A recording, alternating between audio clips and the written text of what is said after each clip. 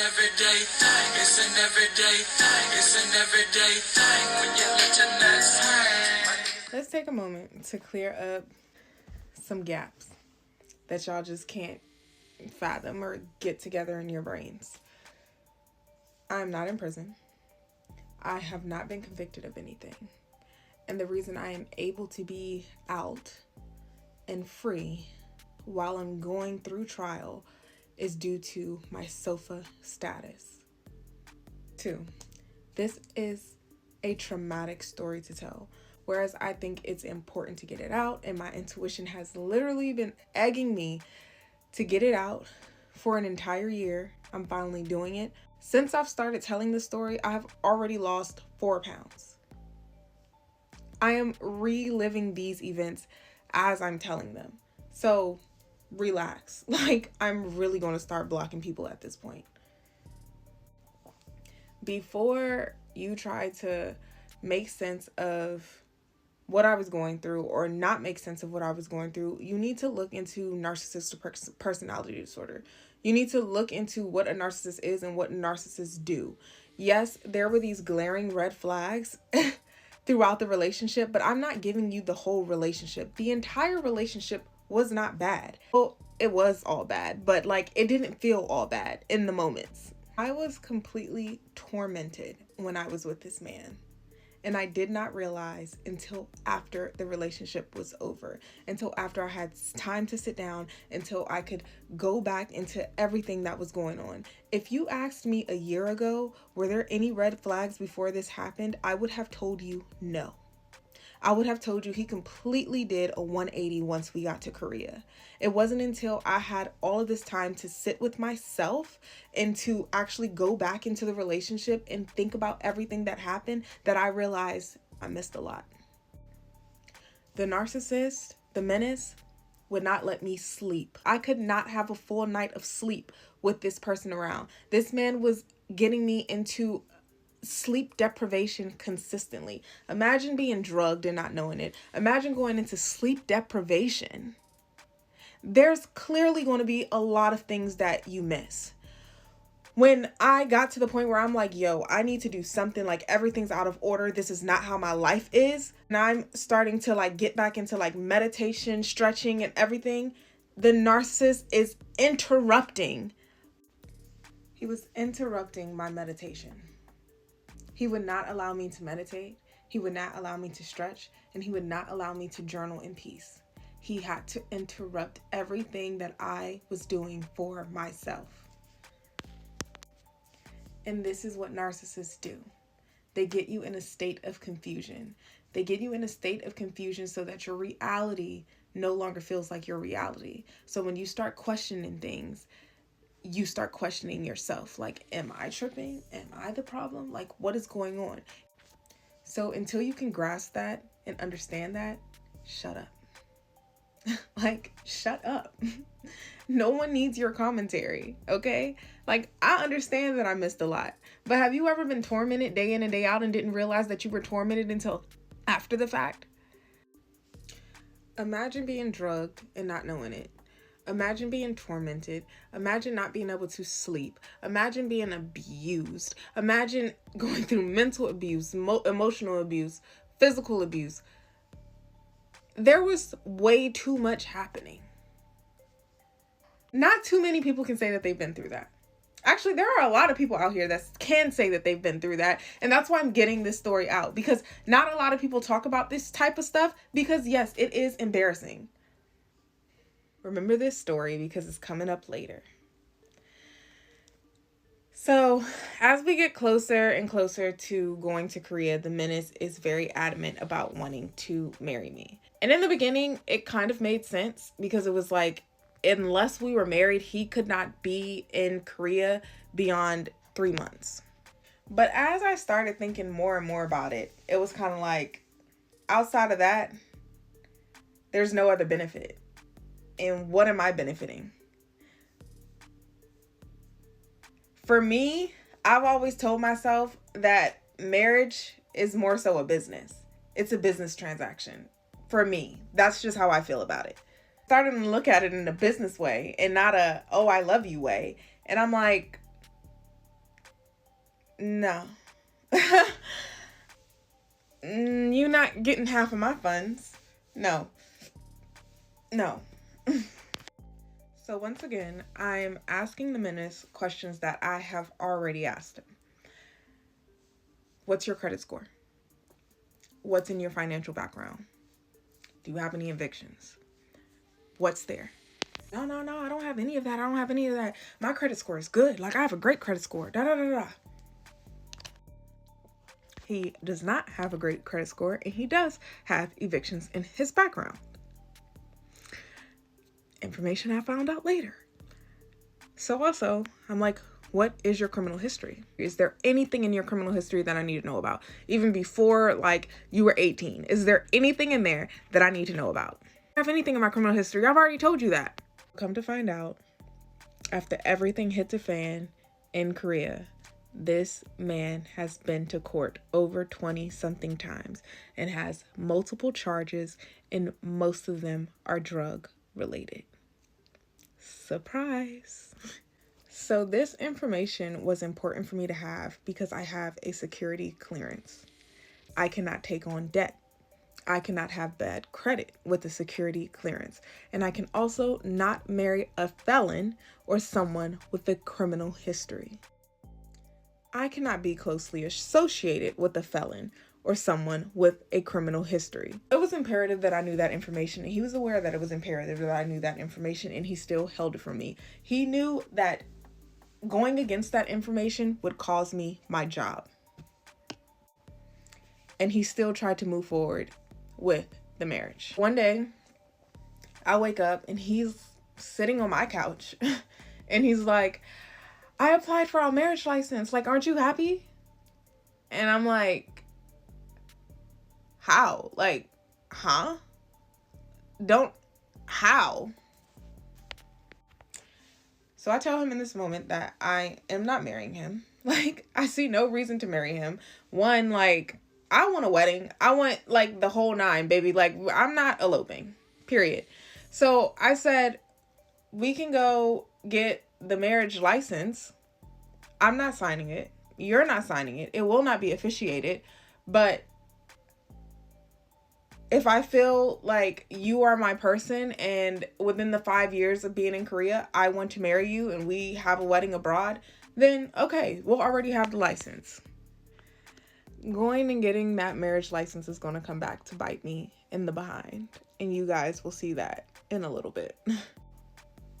But anyway, I want to wrap this story up by saying that this man knew that marrying me would cost me my job. And he still was trying to marry me.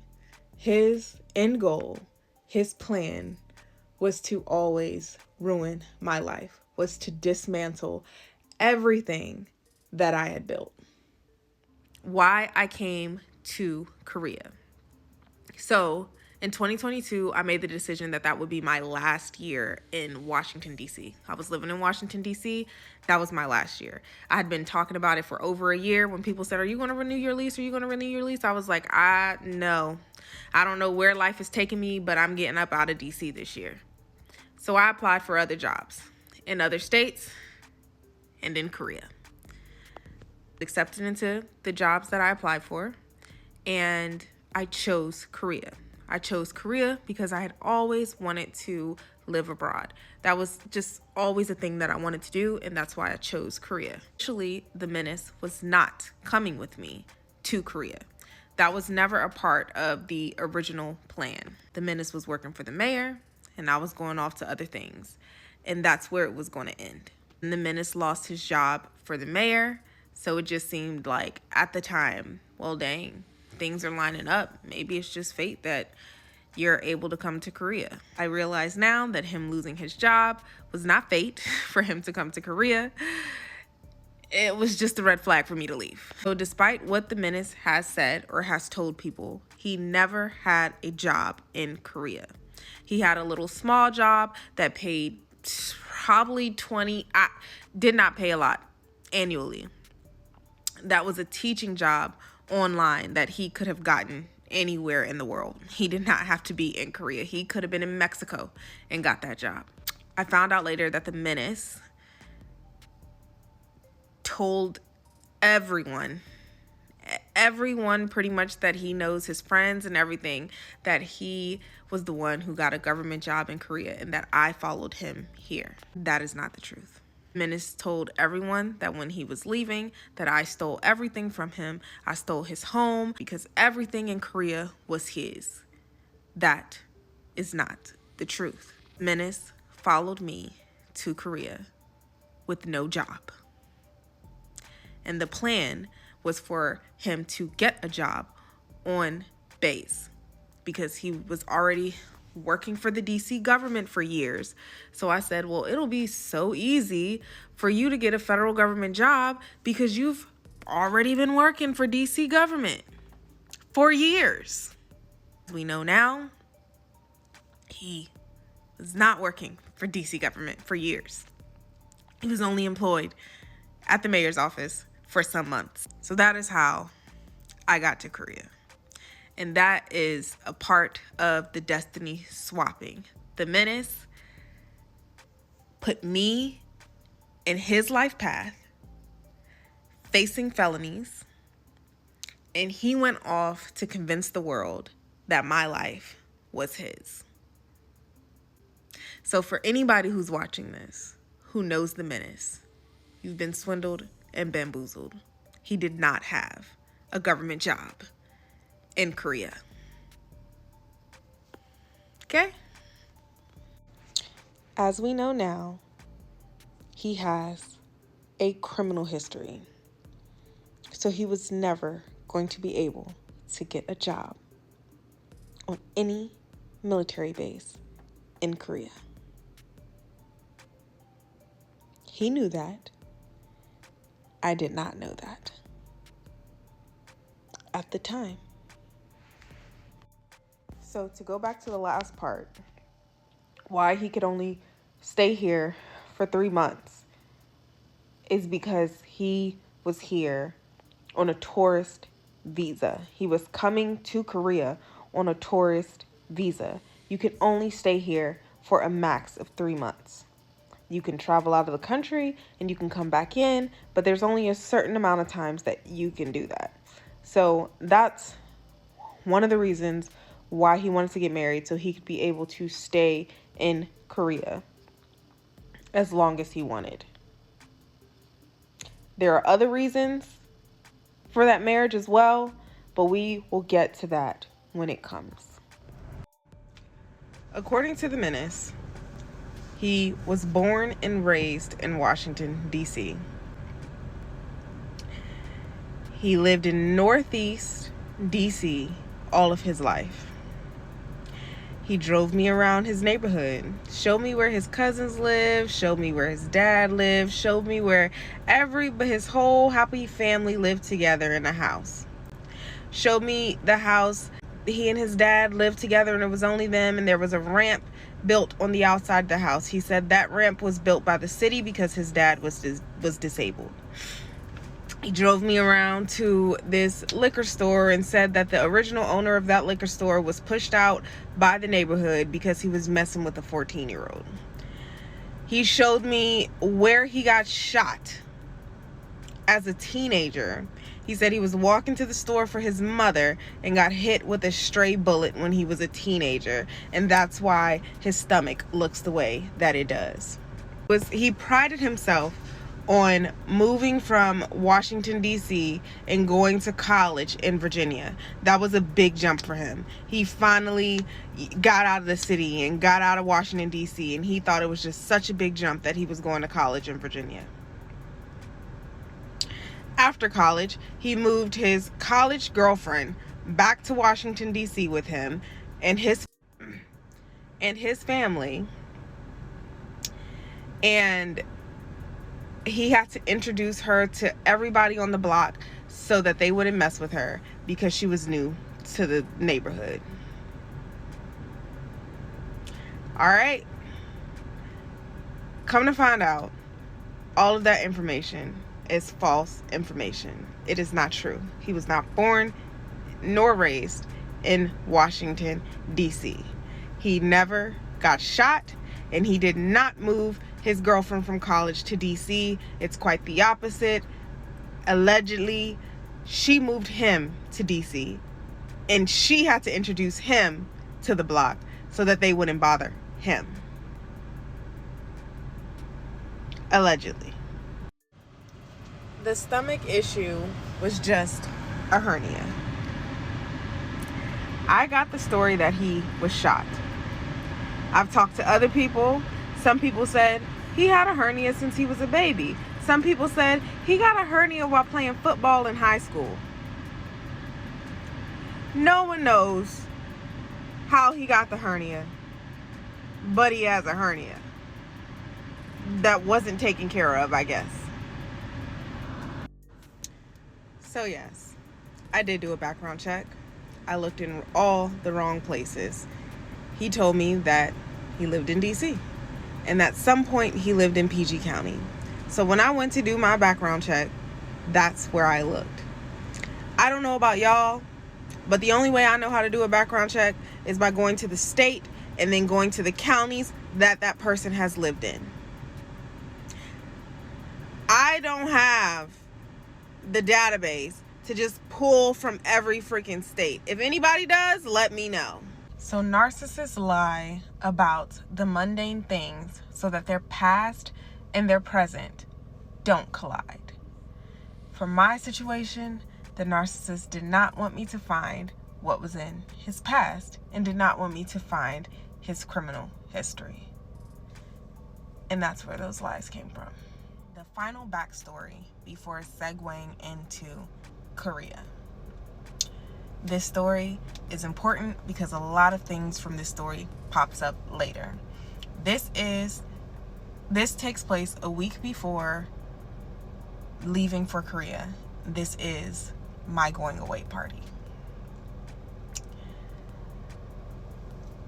Weeks before my going away party, I tell the menace, we have to do your hair. You look like Ish. We got to do your hair for this going away party. Like, you know, you not, like, that's crazy. So he's consistently putting stuff off. Before the going away party, he told my mother that he was handling all the liquor. He was going to buy all the liquor for the going away party because he hadn't contributed anything to this up to this point. So he was going to handle all of the liquor. We're getting closer and closer to the going away party. I'm like, when are you going to get the liquor? When are you going to get the liquor? When are you going to get the liquor? He hasn't picked up the liquor. So then the morning of the going away party, I'm finally like, bro, you have to sit down. We have to do your hair. This is early in the morning too, like 5-6 a.m. in the morning, that I'm like, come on, like, let's get up, let's do your hair. He's fidgeting, he's moving around, like getting up, like will not sit down. A process that would take 30 minutes ended up taking like 3 hours. And he still did not get the liquor for the going away party. So now, before his hair is even finished and he's doing all this and we're going into 2 and 3 hours of doing hair, I'm like, bro, I'm about to leave. I'm going to Costco. Like, I haven't even showered. I haven't done anything for myself yet because you won't sit down. So I'm like, I'm out. He's like, you're not leaving this house until you're finished with my hair. I'm like, so I get out of the house. He's supposedly following me to Costco on his motorcycle. He gets to Costco. I'm already at Costco, and I'm shopping, and he's finally at Costco. Maybe like 30 minutes later, and he's like, I had this whole anxiety attack on my bike. You're giving me all this anxiety. You're giving me all this PTSD. You're treating me like my mom used to treat me. And I mean, just going in Costco, making this whole scene and making it all about him. I'm like, bro, I don't care. So he takes everything that I already have out the cart, and he's like, no, this isn't what we're getting. This isn't what we're getting. This isn't what we're getting. So I'm like, all right, fine. You go shopping then. I'm done at this point. Like, you go shopping. He starts picking up a whole bunch of snacks, chips, snacks, stupid stuff. My mom already took care of the food. So, no liquor. Your agreement was to get liquor. So he picks up all these snacks, purchases them on food stamps.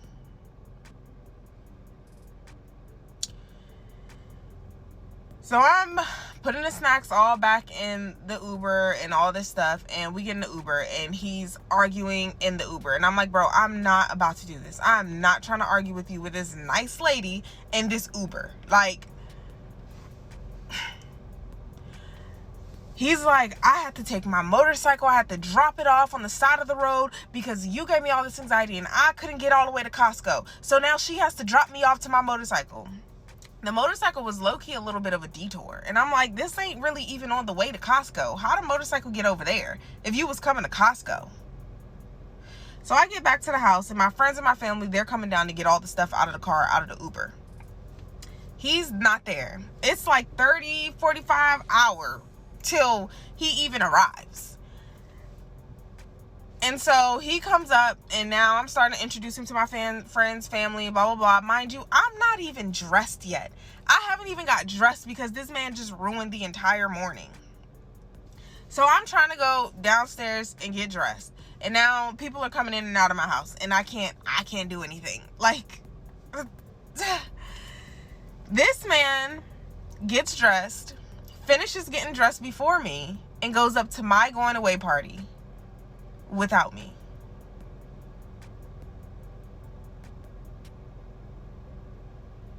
Do you know what he was wearing at my going away party? A hat, a beanie. All that, all morning to do his hair, and this man puts a hat over the hairstyle. And I'm like, I actually didn't even notice it. It was like, I think maybe my mom who noticed that later on. So I go up to the going away party. Finally, I'm dressed. Didn't get to do anything that I wanted to do. Didn't have on makeup. Nothing. He's all done. And I can't even put on makeup. I don't even have enough time because everybody's like blowing up my phone, bugging the shit out of me to come upstairs to this going away party. I couldn't even get dressed. So I get upstairs. I don't know where he is. And I see his aunt. Mind you, he may have had like 4 or 5 people at this going away party. I had like upwards of 100. I see his aunt, and his aunt's like, where's the menace? Like, tell the menace to come up here to his party. And I'm like, taken a little bit aback, because I'm like, his party? I don't say nothing, I let it slide. I'm like, all right, whatever. I'm a little tipsy by now anyway. So I do that. And everybody from this going away party is like giving me cards. Everybody's giving me cards. I didn't have any gifts. Everybody was giving me cards and giving me money. And I had one gift. So all of my cards went into this one bag with my gift. All right. That's going to come about later. After the going away party, everybody is like downstairs in my apartment. We're getting ready to go out. I can't find my cards that everyone gave me with their nice words and nice encouragement and money. I cannot find them anywhere, and I'm going off. This obviously completely ruins the end of the night because I'm like, where's my shit? Where is it? And I'm starting to go through everybody's stuff. And y'all, when I tell y'all, I did not suspect this man. I did not suspect him. I really, truly didn't. I should have, but I did not. Now, a wedge is starting to being built between like me and my family because I'm now cursing everybody out and telling everybody to get the hell out of my house because who stole my stuff? And it ruins the last night that I've had with my family for now almost 2 years. This story is coming up later, so remember the details in it. So to sum this up, because I do want the lessons in the story, the narcissist works overtime to ruin every big event, every moment that you will have. They will ruin your graduation. They'll ruin your birthday. They'll ruin their birthday if you're the one who planned it. They ruin every single big event. anything that's monumental in your life, they're going to ruin it. So if you got somebody that's doing that, you're probably dealing with a narcissist. At this point, I did not want the menace to come with me to Korea. I spoke to a few people about it, and kind of the generalization was like, well, I don't know if you really want to go over there by yourself. You're going to a whole new country. You're doing this alone. It'd be best if you had someone with you, someone there to protect you, blah, blah, blah, blah, blah. No one knew what I was going through with the menace, and at this point, I really hadn't come to terms with everything I was going through either. I was sitting with myself and trying to figure out whether or not I was going to tell this man that I did not want him to come. I had this very eerie, gut-wrenching feeling that that was not a good idea. From what I know now, from what transpired when I did actually get to the point of leaving him, he would have tried to severely hurt me or unalive me for leaving him. He would have made sure that I did not go anywhere without him, whether it had been Korea or whether it had been down the street. So since the ball was already rolling, and y'all know that feeling when your heart drops when you think of something? That's the feeling I was getting when I was thinking about telling him he could not come. So since the ball was already rolling, I was kind of like, all right, what could happen? So in Korea, I had a representative. I had someone on the ground in Korea helping me through the process, getting my paperwork done, telling me everything I needed to know prior to coming to Korea. In this process, my paperwork got messed up, and we were kind of in like limbo as to whether or not I was going to be able to make it to Korea on the date set for me to make it. The menace had already purchased his ticket, and yes, he purchased his own ticket. He purchased his ticket like a month before. So I'm scrambling, trying to get this paperwork corrected. You know, we're going back and forth, and we're at the point now where I'm in limbo, and I may not make it to Korea on the date that I was scheduled to make it. I may not make the same flight that the menace had purchased prior. So we're now at the point where the menace is possibly going into Korea by himself. So when you're moving to a different country, the government packs your entire house. They come and they do all the packing and they do all the moving, and they put your stuff in shipping containers so they can ship it to the next country. So when we finally got the paperwork together, the moving company comes and everything is scrambled. Everything is last minute. Pretty much everything got expedited. And the moving company comes the day before I'm scheduled to leave for Korea. And my house finally gets packed. So now we are back on schedule to being on the same flight. So during this time, my representative is pretty much telling me everything that I need to know. I'm going over all these briefings, all like, you know, reading all this stuff to get prepared to coming to Korea. Some of the stuff that's there is just what to bring, what not to bring, and make sure that you have at least 3 months supply of your medications. So the menace and I are now heading to the flight. I don't sleep when I'm taking long flights the night before, so that I can sleep well on a flight. So we get to the flight, we're cooling, I plug in my headphones, I'm starting to watch a movie. I'm falling in and out of sleep, waking up periodically. And something to note, the flights from DC to Korea are like 20 hours. So periodically, I think one time I woke up, I had asked the concierge if I could have a mini bottle, like something to drink. And she comes over and she looks at me and she looks at him. He's sleeping. And she's like, "Are you okay?" And she just has this, like, she's sincerely concerned look on her face. And I'm like, "Yeah." And she was like, "Okay." She comes back. She brings me a mini bottle. I said, "Okay." Another time, I'm up. The menace is up at the same time, is awake at the same time. And we both ask her for a mini bottle. She looks at him, looks at me again with concern, And she's like, no, I think you had enough. He goes back to sleep, and the flight attendant comes back and she brings me a mini bottle. I'm like, okay, that was really weird. We get off this flight and I see that he has something like all over his pants. He had gray sweatpants on and there was something all over his pants. And I'm like, what is on your pants? And he's like, oh my God, I was trying to wake you up and you wouldn't wake up. I was screaming. The flight attendant spilled coffee on me and I was like screaming and I was trying to like wake you up. And then she came back and she was like patting me down and doing all this stuff. And I was like literally on the flight screaming. And I'm like,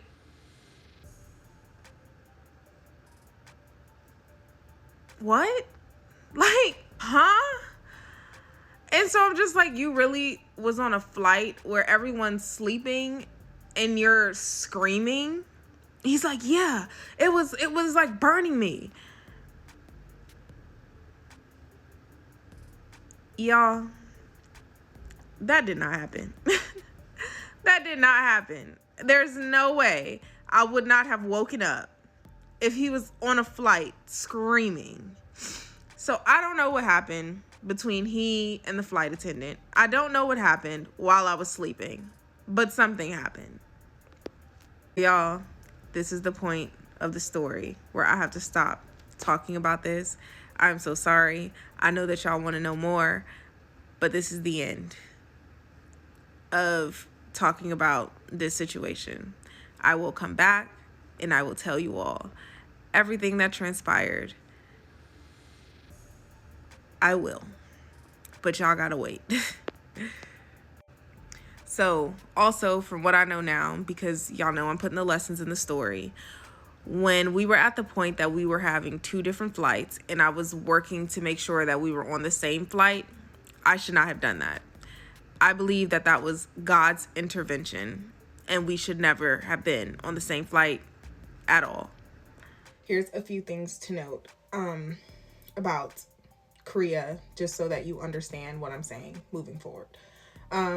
One, I had a sponsor before coming into Korea. That sponsor was here to help me get into Korea, to help me get situated, to answer any questions that I may have. Okay. 2, I wrote notes for y'all since y'all was talking about my storytelling. When luggage comes through the airport in Korea, if they find something that may be illegal, they put an alarm system on your bag. They watch the cameras and they wait for you to claim your luggage to then go through an extra security checkpoint in the airport. 3, I was briefed prior to coming into Korea. There was a lot of things that I needed to read. I remember one of the things in the brief was to bring 3 months supply of all of your medications. 4, court proceedings in Korea. I can't speak for everyone, but this is how mine went.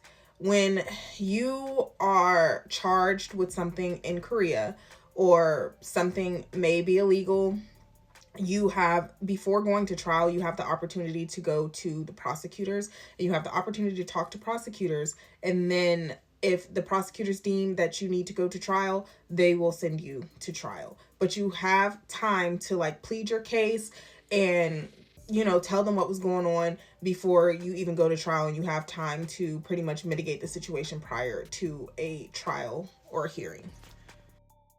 So moving forward in the story, we will be talking about what happened in Korea from start to finish, the witchcraft, how I came to know that everything that the menace told me was false information. And yeah, I'm going to try to tell the story from start to finish. I'm going to try to keep it in chronological order. But y'all, if you've been through a traumatic situation, you know that you experience memory loss, and some things, when they're in your brain, they are jumbled up. I had to put the puzzle pieces together after all of this happened and had to figure out what was going on. I realized that the menace was mirroring me the whole time. So when I was dating the menace, at times I was dating parts of myself. So I was looking at parts of myself. If you know anything about a narcissistic relationship, then you know what I'm talking about with this. So yeah, let's move forward into what happened in. So prior to boarding our flights in the United States, I checked all of my bags and the Menace's bags in my name. It was free for me to check bags, and in order to save the Menace money, I checked all of our bags in my name. Months prior to getting into Korea, I asked my first sponsor, because I ended up having 2 sponsors. One left Korea and then I was assigned another one. I asked my first sponsor, did I need a visa to get into Korea? And my sponsor said no. U.S. citizens do not need visas to get into Korea. Once you get here, you will be able to get your SOFA visa. So don't worry about that. The Menace did need a visa because he was not coming here on a job or on an assignment. So he needed a tourist visa to come into Korea. And he got that. He purchased that prior to getting here. When we got into the airport, the Menace and I were in 2 separate lines to get our passports stamped. When I got up to the front to get my passport stamped, they were like, hey, you don't have a visa. I was like, yeah, I know. Here's my paperwork. I was told I didn't need one. So they pulled me to the back just to purchase a visa. Once I was done with that process, I went down into baggage claim, and I noticed that the Menace was nowhere in sight. I'm looking around for him and I'm like, okay, that's weird. So I'm now looking at the conveyor belts to see which, conveyor belt my bag is coming out on. While I'm looking around for the Menace, I end up seeing all of our bags in the middle of the floor. And I'm like, okay, maybe the Menace is taking our bags to a taxi or something, like took them all off the conveyor belt to make it easier to pick up. As I'm getting closer to his bag, to our bags, I noticed that there is an alarm system specifically on the Menace's luggage. I'm looking around for him, still don't see him, so I start picking up my bags from around his bag. I now see the Menace coming back into the airport, and he's now with security. As the Menace is getting closer to me, they're speaking. I don't know what they're talking about, but the security worker walks away from the Menace. And the Menace is now telling me that he has to take his bag through an extra security checkpoint. The security guard told him that he needed to take his bag through another checkpoint. And I'm like, okay, do that. Like, what's the problem? He's like kind of acting weird. And I'm just like, what's the problem? Like, I've been stopped by TSA so many times. It's probably nothing. Just take it through the extra security checkpoint. And he's like, okay, I'm going to do that. So during this time, I tell the Menace I'm going to go grab us a taxi, thinking that this won't take long at all. I go outside, I leave the airport with all of my luggage, everything that I have, and I walk outside of the airport. I notice that there's a million taxis, so there's no reason for me to order or hail a taxi right now. I'll just go back into the waiting room area to wait for the Menace. That's what I'm doing. So time's going by, and the Menace still hasn't come out of the airport. He still hasn't come out of the security area of the airport. And I'm like, okay, what's going on? So at this point, my intuition is screaming at me. My intuition is screaming at me to leave the airport. Leave him in the airport. And again, my moral compass and me wanting to be a good person kicks in and is like, I can't do that. Let me at least try to check on him. So I go up to one of the security workers, and he's probably been in there for over an hour at this point. I go to one of the security workers and I'm like, hey, I described the Menace to them. And I'm like, what's going on? Is everything okay? I'm just checking on him and seeing if everything's okay. This worker at the airport is like, oh yeah, we need to check your bags. And I'm like, okay.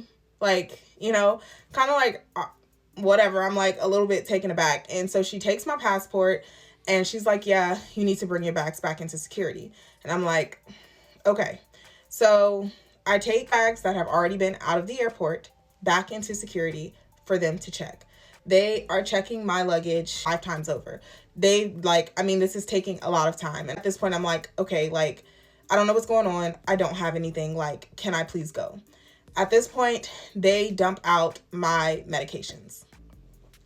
And they find I brought my Adderall prescription because I have ADD. I brought that into Korea. And then they find Percocets at this time. I look over at the Menace, and the Menace will not look at me. He will not look me in my face at all. And so the airport workers are now asking, do you have prescriptions for these? I'm like, yes, I have prescriptions for that. That's my Adderall. That's my prescription medication. And I look over at the menace and I'm like, do you have your prescription for this? The menace goes, yes, I have my prescription. I have a prescription. And I'm like, okay, we have prescriptions for these. So the lady is now like, well, we need to test these. We need to make sure that they are not fent. We think that these are fent. My Adderall, including his Percocets. She's like, we need to test them. And I'm like, okay, like nothing's fent. Like it's a prescription. Okay, whatever. So we're waiting to like for somebody to come in and test these medications.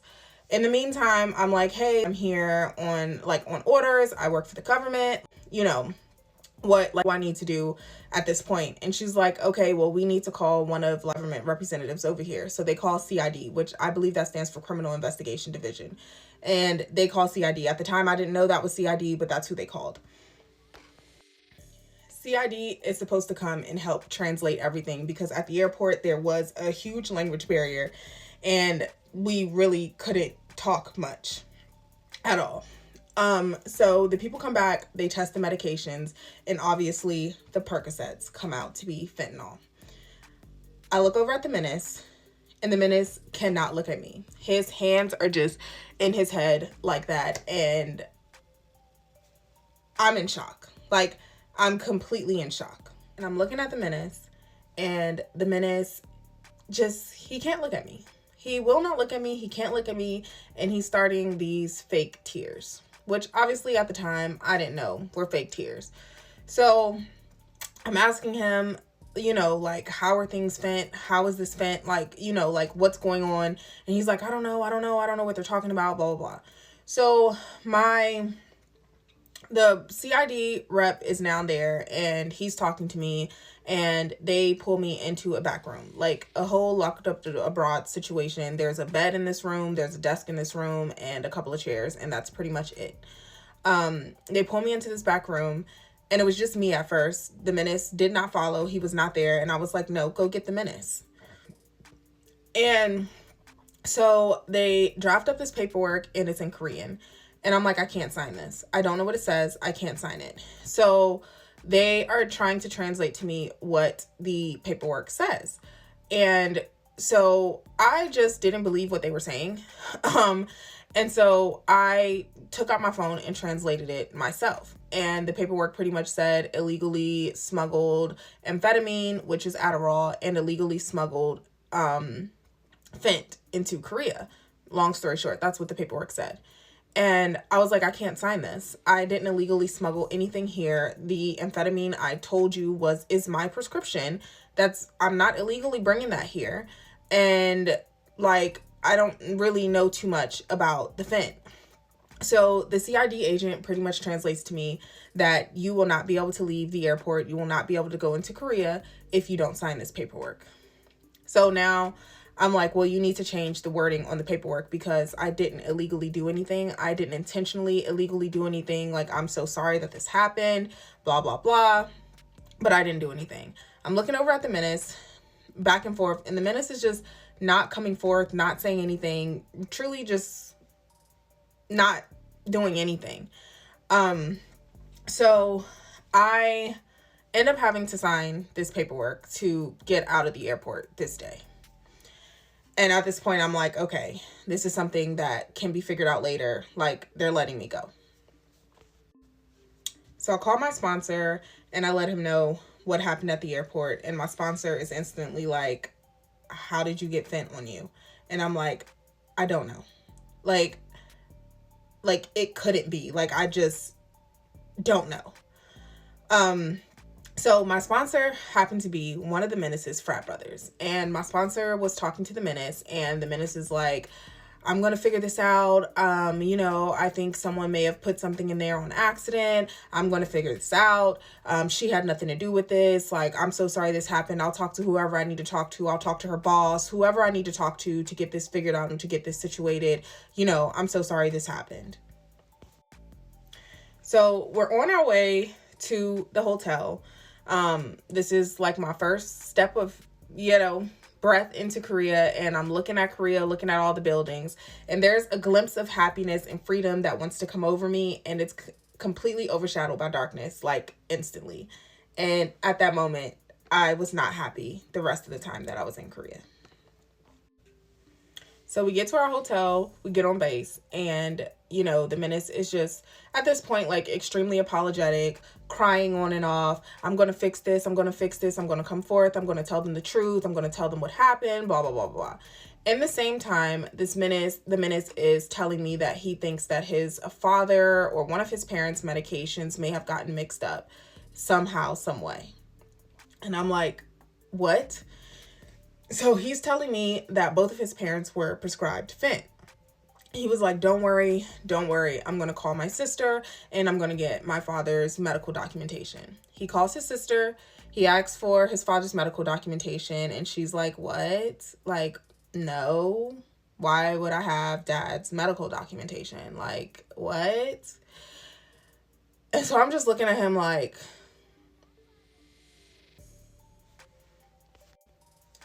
so I'm like, it was initially your medication. It was your prescription. And now it's your parents' prescriptions. Like, what is going on? The menace is obviously gaslighting. And I'm trying to make sense of what he's saying. And my brain is also in this time kind of conforming to what he's saying and starting to believe what he's saying. We'll get into that, why that happened later. So I now have to go brief my agency on what happened at the airport. And so, from the very beginning, I was like, hey, I brought my prescription medication here. I brought my Adderall, the Fent. I really don't know how that got there. I have no idea. The menace is saying it's his father's. I honestly don't know. And that was pretty much like my brief from the very beginning. I was like, I take full responsibility for bringing my medications over here. Maybe I should have looked into it more. I just really, truly didn't think that was an issue, considering the fact that I can get it prescribed here in Korea. I never would have thought that was an issue. And plus, we're told to bring 3 months supply of all of our medications. So I just really, truly didn't think that was an issue. So at this time, this is like within the first week of being in Korea, I had already contacted my realtor prior to coming into Korea. And so now we're getting scheduled to start looking for homes and things like that, because when we first got here, we were living on base, and basically living in a hotel on base. So I'm starting to schedule things with my realtor, and we are, going around looking at apartments and stuff like that. So this is one of my favorite things to do. This is like a hobby of mine, to just go look at apartments, look at homes. Like, I just like doing that. And I like looking at things that are out of my price range. That's my pastime. That's my fun. I like doing that. So while we're with this realtor, the menace is sprawled out in the backseat. He is sweating. He's asking the lady to turn up and turn down her air condition. He's asking if he can roll down the window. He's just being extremely dramatic in the car with this lady.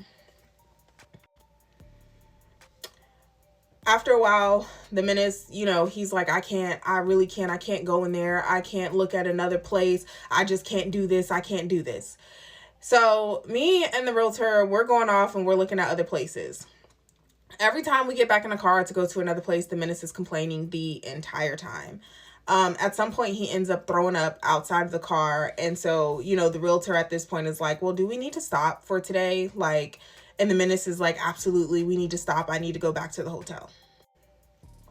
The entire time, the menace is complaining about the hotel room, complaining about the bed, complaining about pretty much everything that's going on in Korea. And I'm just kind of like, no, we're not here for you.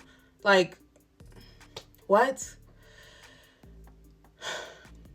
So one day I get back in from work. Mind you, this is like week 1, week 2. This is the first getting into Korea. I'm getting back in from work. I have to go and do my meet and greets and everything, and then I can come back to the hotel room. I come back into the hotel room one day, and the menace is in the shower, and he's letting the shower just run on him. He's having diarrhea, he's throwing up, and is just sweating consistently. And I'm like, what is going on with you? He's like, I'm sorry, it's just the air. The air quality here is so bad. I have allergies. Like, it's just my allergies. It's just my allergies. I'm just so sick right now. Like, I feel like I'm about to die. So obviously, I start looking up the symptoms. And what comes up, one of the things that comes up is withdrawal. And now I'm asking the menace, I'm like, are you withdrawing? And he's like, no, I'm not withdrawing, blah, blah, blah. And I'm like, well, right here, you have all the symptoms of withdrawal. So what is it? Because you don't have symptoms of allergies. You have symptoms of withdrawal. So what is it? He's like, man, I didn't know that I was taking the Percocets that much. I had no idea. I had no idea that I was even taking the Percocets like that. And I was like, okay. So now I'm starting to ask, so the perks, they are fent.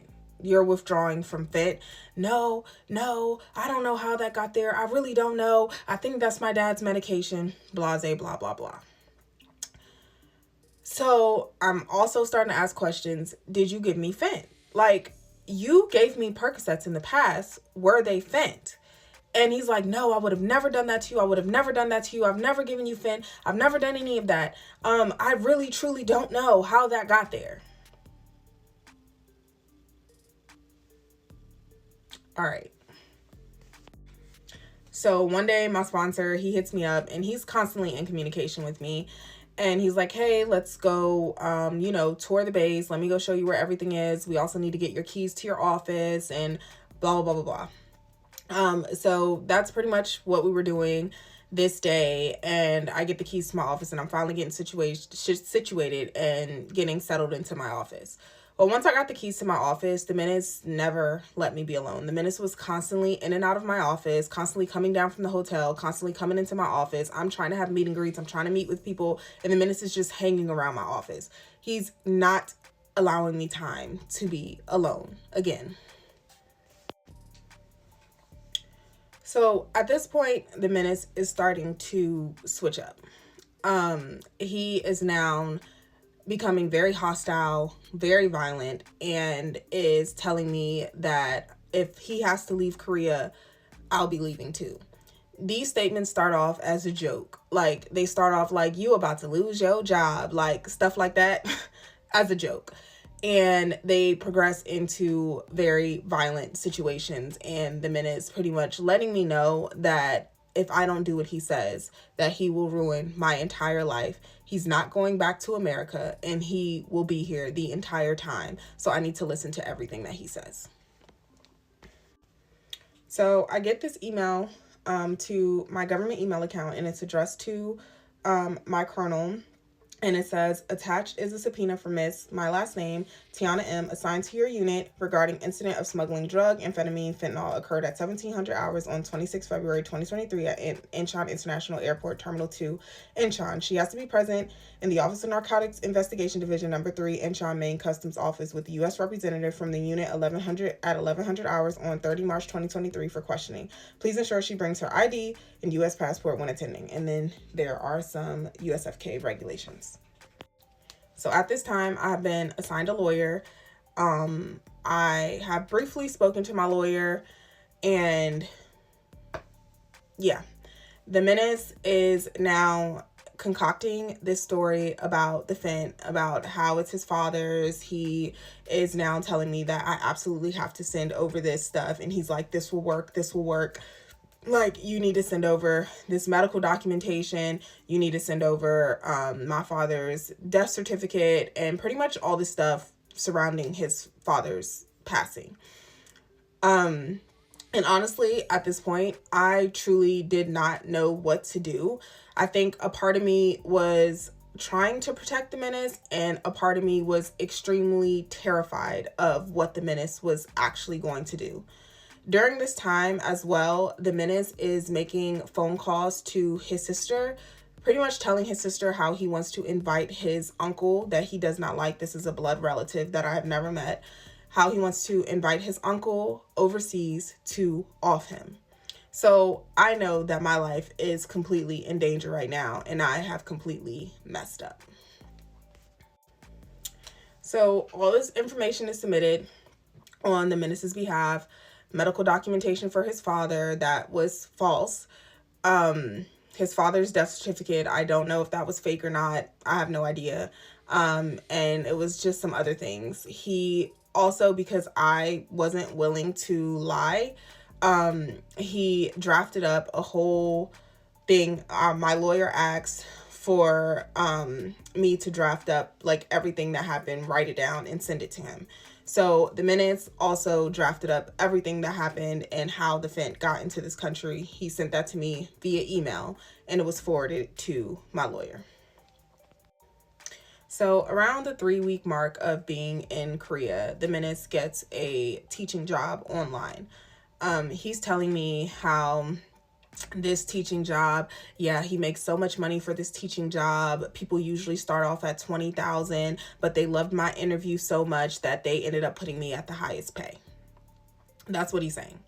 So for this online teaching job, he obviously needs internet. So my realtor's in and out. She's fixing things, and she's like hooking up the internet. Well, the Menace is complaining about the internet. He's consistently complaining about the internet, how it doesn't work, how he's trying to get on his work calls and they keep going out. The internet just sucks. It doesn't work. So she comes over multiple times for this internet, sends other people over, blah, blah, blah. And she ends up pulling me to the side and she's like, hey, I don't know what he's talking about, but the internet is working. Like, we've done everything that we can. Like, if it's not working anymore, then you all are pretty much going to have to pay for like a higher internet service. So the Menace now is like asking if he can use my computer to work because his computer is just not working and nothing's working on his computer. At this time, I had set up my office space. My apartment is 4 bedrooms. My condo is 4 bedrooms. I have set up my office space. I bought a desktop. I bought a desk and pretty much just set up my office space for me. I told the Menace he has, an extra room. He can use that extra room for anything that he wants. Set his office up, be able to like work in that room, buy yourself a desk, blah, blah, blah. Like, set your space up. While I was furniture shopping for a desk, the Menace did not buy a desk. He just didn't. So he's now asking if he can use my office space, if he can use my computer, blah, blah, blah. So I'm at first like, no, you can't use my computer. Figure it out. Like, it's your job. Figure it out. Use your own stuff. Why are you consistently having to use my stuff? And the Menace at this point is like, oh, like you don't want me to have anything. You're trying to control me. You're trying to control my money. You're trying to control my finances. And you know that I need this job. And you're hindering me from being able to do my job. It's your job, bro. Like, what do you mean? What are you talking about? So pretty much this gaslight fest. So one particular day I give in to allow him to use my computer while I'm at work. Well, while I'm at work, I'm consistently getting these emails and they're Google codes to my phone as if like someone's trying to log into my Google account. And I'm like, what? So I get home that day and I'm like, were you trying to log into my Google account today? And he's like, no, what are you talking about? So obviously I change the password to my computer and I move on. So days following this, I'm consistently getting these Google codes. After changing my password a couple of times, I'm like, okay, maybe it's nothing. Like, maybe it's nothing. Maybe somebody else had my phone prior and they're trying to get their Google code. I don't know. So we are gearing up to the prosecutor meeting March 30th at the airport. We go to the prosecutor meeting. I talked to my lawyer outside. My lawyer's talking to the both of us and he's like, what happened? I'm like, I brought my Adderall over here. I'm so sorry that this happened. Like, I just was not aware that this was illegal in your country, but also I'm here on SOFA and I can get Adderall here. I know so many people with Adderall here. Like, I don't understand why this is an issue at this point. The menace starts telling the story about the fent.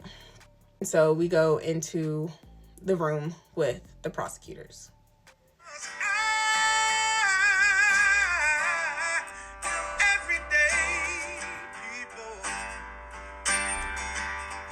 Day and night. For some women, it can start working in as fast as 1 week.